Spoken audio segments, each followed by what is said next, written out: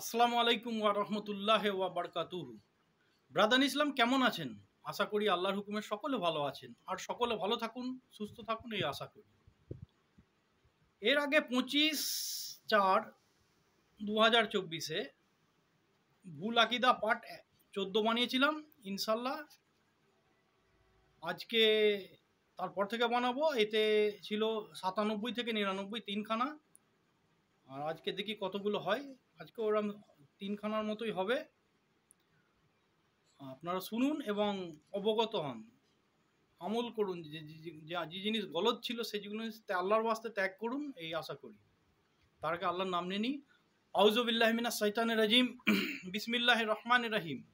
রব্বি ইশরাহ লি সাদরি ওয়া ইয়াসসির লি আমরি ওয়াহলুল উকদাতাম মিন লিসানি ইয়াফকাহু কওলি ওয়াকুনুদ্দিনু কুল্লুহু লিল্লাহ। বিসমিল্লাহি মাজরিহা ওয়া মুরসাহা ওয়া তাওয়াক্কালতু আলাল্লাহি কাফি জাআল হক ওয়া জাহাকাল বাতিল ইন্নাল বাতিলা কানা জাহুকা। জাযাল্লাহু আন্না মুহাম্মাদান বিমা হুয়া আলুহু। যে ভুল আকিদা নম্বর হচ্ছে 100। যে মুমূর্ষ ব্যক্তি বিষয় নিয়ে হচ্ছে যে এর ব্যক্তির ব্যাপারে বিভিন্ন জায়গায় শোনা যায়, লোকের মুখে বা পত্রিকায়, মানে খবরের কাগজে বা খবরের চ্যানেলে লেখা হয় বা শোনা যায়, বা বহু মানুষ বলে থাকে যে অমুক ব্যক্তিকে দুশ্মনে গুলিবিদ্ধ করে দিয়েছে, গুলিবিদ্ধ হয়েছে, তো এর মৃত্যুর সঙ্গে পাঞ্জা লড়ছে। কেউ বলছে লড়াই হয়েছে দু ভাইয়ে, তো দু ভাই এমন মারপিট করছে যে দুজনেই মৃত্যুর সঙ্গে পাঞ্জা লড়ছে। বা এরকম বলে থাকে অমুকের মা, অমুকের ছেলে বা অমুকের আব্বা একবারে খুব অবস্থা খারাপ, এরা মৃত্যুর সঙ্গে পাঞ্জা লড়ছে। বা কেউ গাড়ির ধাক্কা হলো, কি হাসপাতালে কোনো রকম আইসিইউ রুমে আছে, বা বাচ্চা হয়েছে, একদম একদম বাচ্চা একবারে, মানে সময়ের আগে যেগুলো হয়ে যেত, ওই মৃত্যুর সঙ্গে পাঞ্জা লড়ছে আমার ছেলে, বলে থাকে এরকম। বা মৃত্যুর সাথে পাঞ্জা লড়ে মৃত্যুকে পরাস্ত করে এলো, এরম বলে অনেকজন। যে মৃত্যুর সঙ্গে পাঞ্জা লড়ে, বাবা 6 মাস আগে এমন হয়েছিল, মৃত্যুর সঙ্গে পাঞ্জা লড়ে তো মানে মৃত্যুকে হারিয়ে পরাস্ত করে জীবন ফেরত পেল। তো এই পাঞ্জা লড়াই বিষয়টা হচ্ছে বাস্তবিক যে জিনিসটা, সেটা হচ্ছে সাধারণত দুই সমশক্তি বা সমসম্প্রদায়, মানে জিনিসটা পাঞ্জা লড়তে গেলে একটা মানুষ অপর দিকেও মানুষ হতে হবে। একটা বাঁদরের সঙ্গে পাঞ্জা লড়া যাবে না, কিংবা শিম্পাঞ্জির সঙ্গে লড়া যাবে না, বা ইঁদুর ছুঁচো বা অন্য কোনো প্রাণীর সাথে লড়া যাবে না। তো সমবয়সী মানুষ হতে হবে। সমবয়সী না হলেও চলবে, কিন্তু সামনে সমজাতি অর্থাৎ মানুষ জাতিই চাই, আচ্ছা মধ্যে হয়ে থাকে, তাহা কখনো হার হয়, কখনো জিত হয়। এরই সম্ভাবনা থাকে যে দুজনের মধ্যে যে কোনো একজন জিতবে, যে কোনো একজন হারবে। সে ধনী গরিব দেখে না, শক্তির সঙ্গে নির্ভর বা মানে নিজের বুদ্ধির চালাকির জোরে, ঠিক আছে। কিন্তু মৃত্যুর বিষয়টা এরকম নয়। মৃত্যু হলো সরাসরি আল্লাহর হুকুম। যত পৃথিবীর মধ্যে যত রকমই ধর্ম থাকে না কেন, সব কিছু বলে, কিন্তু মৃত্যুটা সবাই একই বলে। কেন? মৃত্যুটাকে কেউ মৃত্যুর ওপর মিথ্যা দিয়ে রাজনীতি করে খেতে পারবে না। মৃত্যুটা মৃত্যুই, ঠিক আছে। তো ওই মৃত্যু হলো সরাসরি আল্লাহর হুকুম। মানুষের পক্ষে এটা আজরাইলের সাথে পাঞ্জা লড়ার তো প্রশ্নই ওঠে না, যেহেতু ওরা হচ্ছে নুরানি ফেরেশতা। তাদের এত ক্ষমতা যে অসম্ভব। পৃথিবীতে আজরাইল ফেরেশতা একসাথে পৃথিবীর সমগ্র জায়গা থেকে কয়েক হাজার রুহুকে তুলে নিতে পারে, সমগ্র জায়গা থেকে, মানে সেই আফ্রিকার জঙ্গলই হোক, আর এদিকে হচ্ছে আরবের রেগিস্তানি হোক, আর এদিকে শ্রীলঙ্কার দ্বীপই হোক, আর ইন্ডিয়ার মধ্যে যে কোনো, একসঙ্গে কয়েক হাজার কি কয়েক লক্ষ মানুষকে তুলে নিতে পারে। এরকম ও তার ক্ষমতা বা এরকম তার ব্রাঞ্চ। আর তাকে মানে রদ করার মতন কারো ক্ষমতা নেই, ঠিক আছে। এতে কোনো প্রশ্ন আছে কি যে পাঞ্জা লড়ে মৃত্যুর সঙ্গে বেরিয়ে আসবে? ওর হায়াত ছিল বলেও বেঁচে এসছে, এটা সবসময় জেনে রেখে দেবেন। যখনই আপনি এরা মনে করবেন, সঙ্গে সঙ্গে যে মুসলমান মনে করবে, সঙ্গে সঙ্গে তার ইমানটি চলে যাবে। বিশ্বাস, ইমান মানে বিশ্বাস, আল্লাহর ওপর বিশ্বাস নেই বলে এই কথা বলেছে। এটা সামাজিক কথা, এই কথা কোনো রকম যুক্তি সম্পন্ন নয় ইসলামের মধ্যে, ঠিক আছে। তো মানুষের জীবন হচ্ছে যে সিদরাতুল মুনতাহা বলে যে জায়গা আছে, সে সিদরাতুল মানে কুল গাছের, আর মুনতাহা মানে গন্ডি বা বাগান বা বর্ডার, যা বলতে পারেন। মুনতাহার এটা হচ্ছে, তো এই সিদরাতুল গাছের যে পাতা হয়, যা পেকে ঝরে গেলে যায়, যার নামে ঝরে, যার নামের পাতা পড়ে যায়, তাকে মরতে হবেই হবে একদম। আমি আর পাতা পেকেছি কি না পেকেছে, আমার দেখা গেলে আমার খুব শরীর খারাপ, ডাক্তারখানায় গেলাম, ইসিজি করলো, এই করলো তাই করলো, সিটি স্ক্যান করলো, সবে দেখলো ওকে, তারপরে দেখো আচমকা মরে গেল। ঠিক আছে, তো ওই সিদরাতুল মুনতাহার পাতা যখন পেকে যায় বা ঝরে যায়, সেখান থেকে নিয়ে দেওয়া হয় আজরাইলকে যে এইগুলো নিয়ে এসো পৃথিবী থেকে। ঠিক আছে, এই একটা তো হয়ে গেল একটা জিনিস। আর এই কুল্লু নাফসিন জাইকাতুল মৌত এর অর্থ হচ্ছে প্রত্যেক কলবের মানে নফসের মানে মৌতের সোয়াদ চাকতেই হবে, চাকতেই হবে, মানে মৌতের সোয়াদ কেমন সবাইকে, যে দুনিয়াতে জন্ম নিয়েছে তাকেই।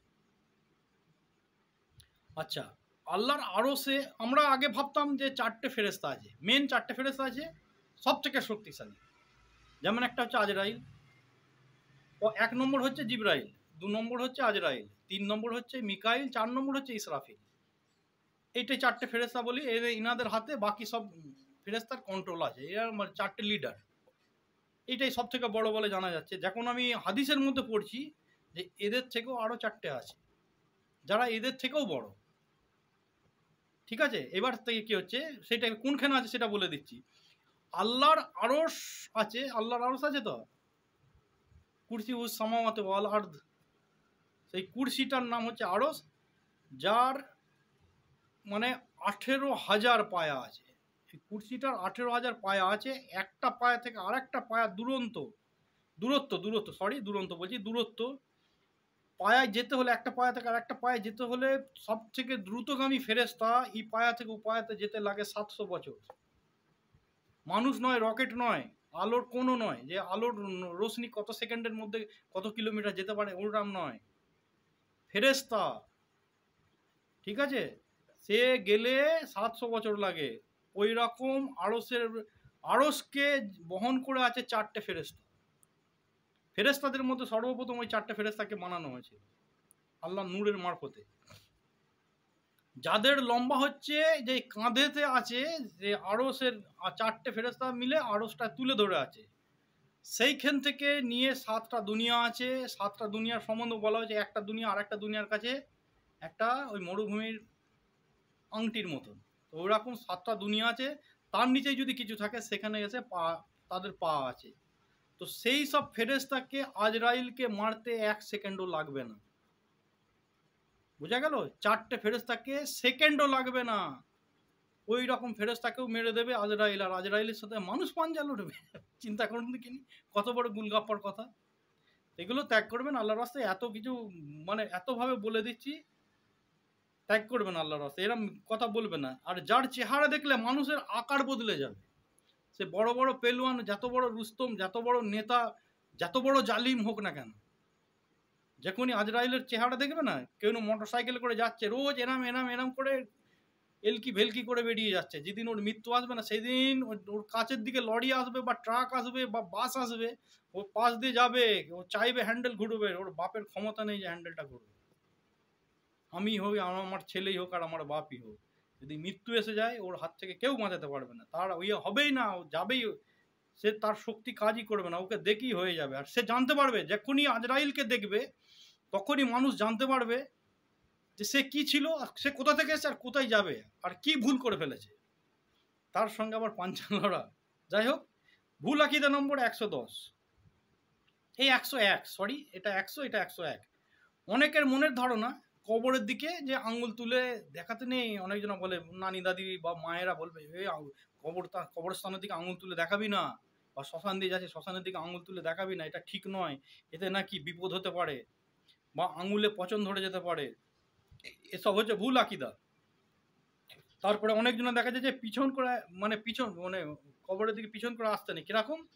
এটা হচ্ছে লক্ষ্য করবেন, যখন কোনো পীরের মাজারে যাবেন বা অলির কবরে যাবেন, দেখবেন অনেক ব্যক্তি দেখা যায় যে অলির সঙ্গে জিয়ারত করলো, তওয়াফ করলো, করে যে অলির যে বর্ডার আছে, সে বর্ডারের যে দরজা পর্যন্ত সে ওই অলির দিকে মুখ করে পেছু হেঁটে হেঁটে আসে, এটা দেখা যায়, গিয়ে জিয়ারত করে। আচ্ছা, এবার হচ্ছে যে জিয়ারত করা যেতে পারে, যে কোনো কবরে গিয়ে জিয়ারত করতে পারেন, রসুল করেছে সুন্নত। অনেকজন দেখা যায় তওয়াফও করে, অর্থাৎ মাজা কবরটা ঘোরায় এরম দেখবেন। আমি পান্ডুয়াতে আমার বাড়ি, তো সেখানে আমি দেখেছি মেলাতলায় সুফি সুলতানের মাজারে জিয়ারত করতে দেখেছি আমি। ওই জিয়ারত করা কবর যে জিয়ারত করে, কিন্তু তওয়াফ কেবল সে তওয়াফ করে না যে ঘোরে। জিয়ারত মানে তো দাঁড়িয়ে দাঁড়িয়ে দোয়া করা, কিন্তু তওয়াফ করাটা হচ্ছে সিরেফ কাবার ওপরেই ইয়া আছে, ফরজ আছে। আর বাকি অন্য কোনো জায়গায় তওয়াফ করলে গুনাহ হবে। ও নেক উদ্দেশ্য যদি কেউ করে তাহলে গুনাহ হবে। হ্যাঁ, কেউ যদি রং করছে বা ইয়ে করছে, মাজারের হয়তো কাজ করে খায় মজদুর, তার জন্য গুনাহ নেই। কবরের যে ইয়ে করছে বা বাউন্ডারি ঘিরছে কবরস্থানের, ওরম তওয়াফ করলে, ওর নিয়েতে তওয়াফ করলে কোনো অসুবিধা নেই। যদি তওয়াফ করে যে নিয়ত, যে নেকির উদ্দেশ্যই, বা আমি পীরের মাজারের কবরে যদি আমি ঘুরিয়ে তওয়াফ করি তাহলে আমার ভালো হবে কি পীরের ভালো হবে, এটা যখনই ইয়ে করবে সঙ্গে সঙ্গে বেঈমান হয়ে যাবে। ঠিক আছে, জিয়ারত করা দুরুস্ত আছে, কিন্তু তওয়াফ করা সির্ফ কাবা বা অন্য কোনো জায়গায় তওয়াফ করলে, অন্য কোনো মাজারে বা কবরে তওয়াফ করা বিদাত। কবরবাসীর কাছে কিছু চাওয়া শিরক, আল্লাহর সঙ্গে শরীক করে ফেললেন। কবরে সিজদা করা সবথেকে বড় শিরক। কবরবাসীর জন্য দোয়া করা একদম উত্তম কাজ, খুব সুন্দর কাজ বা সুন্নত। তাই নিজের বংশের বা পূর্বজদের উদ্দেশ্যে, ইসালের স্বভাবের উদ্দেশ্যের জন্য সপ্তাহে একবার হলেও দোয়া করবেন। কবরস্থানে গিয়ে আসার দরকার, দোয়া করাতে আসা দরকার। না হয় মাসেও একবার, সপ্তাহে যদি একদিন হয়তো খুব ভালো, যদি না হয় মাসে অন্তত একবার আসবেন, না হয় বছরেও একবার আসবেন। এবং নিজের সন্তান সন্ততিকারের সাথে আনবেন। সন্ততিকার আনতে মানে নাতিনি বা পুতনি এদের খাড়া আনার দরকার নেই। নিজের ছেলে বা নাতি বা পুরুষ জাতিদের খাড়া আনবেন কবরস্থানে, যে আপনি দোয়া করছেন, আপনার দেখা দেখি তারা যেন দোয়া করে। তাহলে আমি যদি আমার ছেলেকে, আমি যদি আমার নাতিকে, আমি যদি আমার পোতাকে এনে আমার সামনে দোয়া করি, তাহলে তার ভয়টা কাটবে। কবরস্থানে গেলে যে ভয়টা মানুষের থাকে, সেই ভয়টা কেটে যাবে।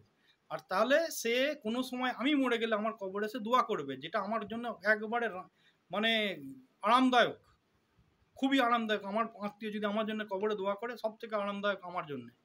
আমি যদি জাহান্নামে ভুগি, আমার জন্য 2 মিনিট যদি কেউ দোয়া করে, সেই অবস্থায় হয়তো জাহান্নামের আগুনটা কমও হতে পারে। ঠিক আছে, তবে শিরিক, বিদাত, কুফরি আর মুনাফিকি ব্যক্তির জন্য কিছুই নেই। এই চারটে যদি না থাকে, তারপরেও যদি আমার অন্য কোনো গুনার জন্য আমাকে হয়তো আল্লাহ সাজা দিয়েছে, তো সেই সাজা আমার বংশধরেরা গিয়ে যদি আমার জন্য দোয়া করে, সেটা মানে লঘু হয়ে যাবে এবং আরামদায়ক, আস্তে আস্তে আমাকে জান্নাতেও দিতে পারে আল্লাহ। ঠিক আছে, ওই জন্যে নিজের বংশধরদের কাছে শেখান, নিয়ে যেয়ে দোয়া করা শেখান, বাচ্চাদের হাত দিয়ে দান করা শেখান, তবে সে দান করার হাত পাবেন, দান করার হৃদয় পাবে। আর যদি বাচ্চারা এইসব না জানলো, আমি মরে গেলে আমার জন্য কে দান করবে তাহলে? ঠিক আছে। আচ্ছা, ভুল আকীদা নম্বর 102। অনেক ব্যক্তিকে দেখা যায় যে কোনো ভার বস্তু, বোঝা বা ধানের বস্তা, চালের বস্তা, আলুর বস্তা বা মুটে যারা তারা বোঝ ওঠায়, সেই সময় বলে থাকে ইয়া আলী বা ইয়া আলী মদত, ইয়া খাজা মদত বা ইয়া গৌসে পাক মদত, এরম ধরনের যে আওয়াজ দেওয়া হয়, এর অর্থ হচ্ছে আলী রাদি আল্লাহ তাআলা আনহু আমাকে মদত করবে, বা গৌসে পাক আমাকে মদত করবে, বা খাজা নঈমুদ্দিন চিশতি উনি মদত করবে। এটা একদম ভুল আকীদা, এটা হচ্ছে শিরকি কথা। এইগুলো অলি দেখারে ছোট করা, কোনো রকম সম্মান করলেন না, মানে আল্লাহ থেকে বড় করে দেওয়া, মানে কি অপমানিত করা। ঠিক আছে, আল্লাহ ছাড়া কারো কাছে মদত চাওয়া হারাম বা শিরিক, বা আল্লাহকে খাটো করে দেওয়া, আর যার সাজা এই মাফ হবে না। যে ব্যক্তি জীবদশায় থাকে বা সামনে হাজির আছে, মনে করুন আমি একটা ব্যাগ তুলবো, বস্তা তুলবো, তো আমার সামনে জীবদশায় একটা বাউরি আছে, যাতে বাউরি, যাতে আদিবাসী, যাতে মেথর, বা যাতে মুর্দা ফরাস, যারা মুর্দা সাফাই করে পোস্টমর্টম রুমে, বা কোনো বেশ্যা সামনে আছে, যে একটু তুলে দাও আমার মাথায়, জায়েজ আছে, সে যদি তুলে দেয়।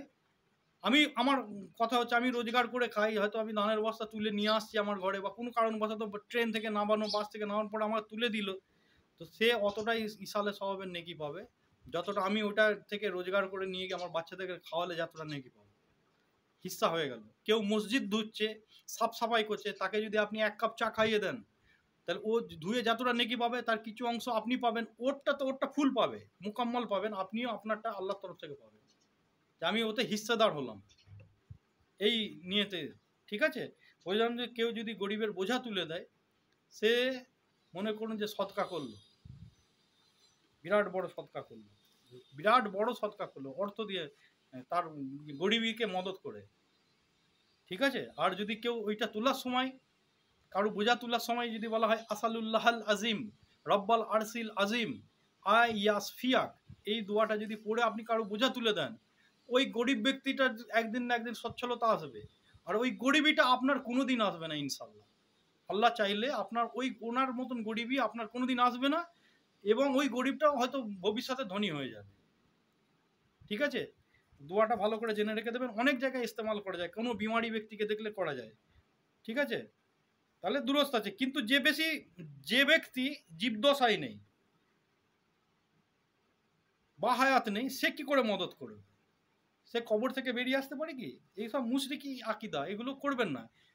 যদি ওরাম হতো, এটা ভালো করে ইয়ে করে দেখুন, ফিলিস্তিনে বোম্বিং করছে, তো এখন তো এটা তো মানতেন একদম শিওর যে নিরীহগুলো মানুষগুলোকে মারছে, ওরা কাউকে পাচ্ছে না, বাচ্চাদের কাড়ে, মেয়ে ছেলেদের কাড়ে, বাচ্চার মাকে বাচ্চা নিয়ে দৌড়ে যাচ্ছে, সেই সময় মেয়ে ছেলেগুলোকে ফায়ারিং করছে, ওখানের স্থানীয় লোকেরাও করছে যারা বদমাইশ টাইপের, এবং মিলিটারিরা করছেই করছে। তারপর এগুলো তো সামনে, ওদের সঙ্গে কত রকম বলাৎকার থেকে আরম্ভ কত কি না হচ্ছে, যেগুলো আমাদের মানে চর্মচোখে আসেনি।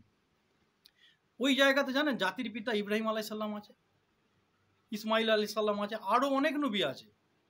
তারা কোনো মদত, তারা কি মনে করছেন যে মানে চুপচাপ আছে? তারা কি মদত করতে পারে না? এইগুলো আল্লাহর হুকুম, এগুলোকে মানতে হবে। যাই হোক, ভিডিও বড় হয়ে যাচ্ছে। যে বা হায়াত থাকলে অনেক কিছু করা যায়, বেহায়াত থাকলে, বেহায়াত মানে জীবদশায় না থাকলে আল্লাহর হুকুম ছাড়া কিছু করতে পারে না। যাই হোক, এর মধ্যে যদি কোনো ভুল হয় আল্লাহর রাস্তায় মাফ করবেন। আল্লাহ হাফিজ।